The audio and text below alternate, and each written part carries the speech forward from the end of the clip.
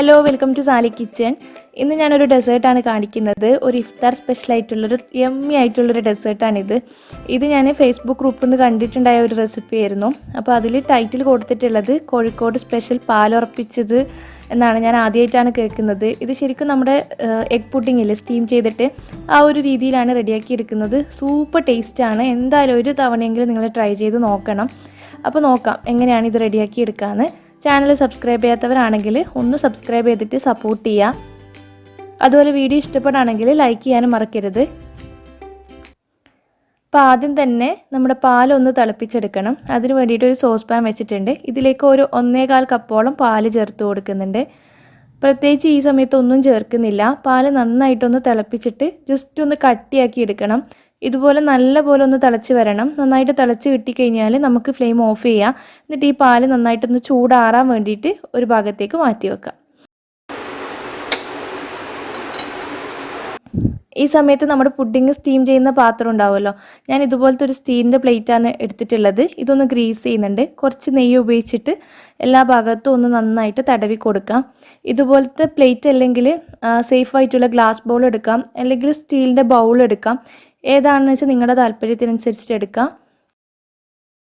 അപ്പോഴേക്കും നമ്മുടെ പാല് നന്നായിട്ടൊന്ന് തണുത്ത് വന്നിട്ടുണ്ട്. റൂം ടെമ്പറേച്ചറിലായി കഴിഞ്ഞ് കഴിഞ്ഞാൽ ഒരു മിക്സിയുടെ ജാറിലേക്ക് മാറ്റാം. ഇതിലേക്ക് ഒരു 4-5 ഏലക്ക ഒന്ന് ചതച്ചത് ഇട്ട് കൊടുക്കുന്നുണ്ട്. ഏലക്ക പൊടിയായാലും മതി. പിന്നെ നമ്മൾ പഞ്ചസാര ചേർത്ത് കൊടുക്കുകയാണ്. ഒരു 4 ടേബിൾ സ്പൂൺ പഞ്ചസാര ചേർത്ത് കൊടുക്കുക. പിന്നെ നമ്മൾ 2 മുട്ട പൊട്ടിച്ച് ചേർക്കുന്നുണ്ട്. പിന്നെ പ്രത്യേകിച്ച് ഇതിലേക്ക് വേറെ ഒന്നും ചേർക്കുന്നില്ല. നമുക്കിതൊന്ന് മിക്സി അടച്ച് വെച്ചിട്ട് ഒന്ന് അടിച്ചെടുക്കാം. നന്നായിട്ടൊന്ന് മിക്സായി കിട്ടാൻ വേണ്ടിയിട്ടാണ്. മിക്സി ഇല്ലാതെ നിങ്ങൾക്ക് ഈ ഒരു കൂട്ട് റെഡിയാക്കി എടുക്കാം. ഏലക്ക പൊടി ചേർത്ത് കൊടുത്താൽ മതി, നല്ല ഒരു ഫ്ലേവർ തന്നെ ഉണ്ടാവും. അല്ലെങ്കിൽ വിസ്ക് വെച്ചിട്ട് നന്നായിട്ടൊന്ന് മിക്സ് ചെയ്തെടുത്താലും മതി. ഇതുപോലെ ഒന്ന് അടിച്ചെടുത്ത് കഴിഞ്ഞ് കഴിഞ്ഞാൽ നമുക്കിത് നമ്മൾ റെഡിയാക്കി വെച്ച ആ ഒരു പ്ലേറ്റിലേക്ക് മാറ്റണം. അപ്പോൾ പ്ലേറ്റിലേക്ക് ഒഴിക്കുന്ന സമയത്ത് ഒരു അരിപ്പ് വെച്ചിട്ടൊന്ന് അരിച്ചെടുക്കുന്നുണ്ട്.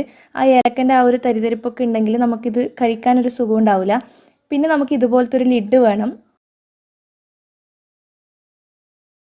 നിങ്ങൾ ഏത് പാത്രത്തിൽ ഒഴിച്ചിട്ടാണോ സ്റ്റീം ചെയ്യുന്നത് അപ്പോൾ അതിന് കണക്കായിട്ടൊരു ലിഡും കൂടി വേണം. ലിഡ് ഇല്ലാന്നുണ്ടെങ്കിൽ ഫോയിൽ പേപ്പർ വെച്ചിട്ട് കവർ ചെയ്താലും മതി. ഞാൻ ആ പ്ലേറ്റ് ആദ്യം സ്റ്റീമറിൻ്റെ മുകളിലേക്ക് എടുത്ത് വെക്കുകയാണ്. എന്നിട്ട് ഇതിൻ്റെ മുകളിൽ ആ ഒരു ലിഡ് വെച്ചിട്ട് കവർ ചെയ്യുന്നുണ്ട്. എന്തെങ്കിലും വെച്ചിട്ട് എന്തായാലും ഒന്ന് കവർ ചെയ്യണേ.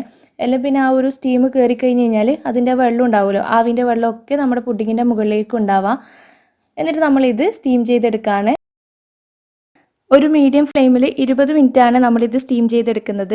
ആ ഒരു 20 മിനിറ്റ് കഴിഞ്ഞ് കഴിഞ്ഞാൽ നമ്മുടെ പുഡിങ് ഇവിടെ റെഡി ആയിട്ടുണ്ട്. നന്നായിട്ട് കുക്കായിട്ടൊക്കെ ഉണ്ട്. അപ്പോൾ ഇത് നിങ്ങൾക്ക് വേണമെങ്കിൽ ചൂടോടെ ഫ്ലിപ്പ് ചെയ്യാൻ പറ്റും. ഞാനിപ്പോൾ ചൂടോടെ ഫ്ലിപ്പ് ചെയ്യുന്നില്ല. ഒന്ന് റൂം ടെമ്പറേച്ചറിലായതിനു ശേഷമാണ് ഇത് പ്ലേറ്റിലേക്ക് ഫ്ലിപ്പ് ചെയ്ത് കൊടുക്കുന്നത്. വേണമെന്നുണ്ടെങ്കിൽ നിങ്ങൾക്ക് 1 മണിക്കൂർ ഫ്രിഡ്ജിൽ വെച്ചിട്ട് ഒന്ന് സെറ്റാക്കിയതിന് ശേഷം ഫ്ലിപ്പ് ചെയ്തെടുക്കാം. നമ്മളത് മറിച്ചിട്ട് കൊടുക്കുന്നതിന് മുന്നായിട്ട് ആ പ്ലേറ്റിൽ നിന്നൊന്ന് വിട്ട് വരാൻ വേണ്ടിയിട്ട് ഇതുപോലെ സൈഡിലൂടെ കത്തി ആക്കി കൊടുക്കുന്നുണ്ട്. അതിന് ശേഷം പ്ലേറ്റിലേക്കൊന്ന് കമത്തി കൊടുക്കുക. കണ്ടില്ലേ, വായിലിട്ട അലിഞ്ഞു പോകും. അങ്ങനെ ഒരു ടെക്സ്ചറിലാണ് ഈ ഒരു പുഡിങ് ഉണ്ടാവുക.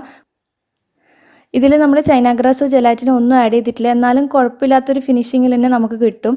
അപ്പോൾ എന്തായാലും ഒന്ന് ട്രൈ ചെയ്ത് നോക്കുക. അടിപൊളി ടേസ്റ്റ് ആട്ടോ. എന്തായാലും ട്രൈ ചെയ്തിട്ട് ഫീഡ്ബാക്ക് അറിയിക്കണം. വീഡിയോ ഇഷ്ടപ്പെടുകയാണെങ്കിൽ ലൈക്ക് ചെയ്യാനും ഷെയർ ചെയ്യാനും ഒന്നും മറക്കരുത്. താങ്ക്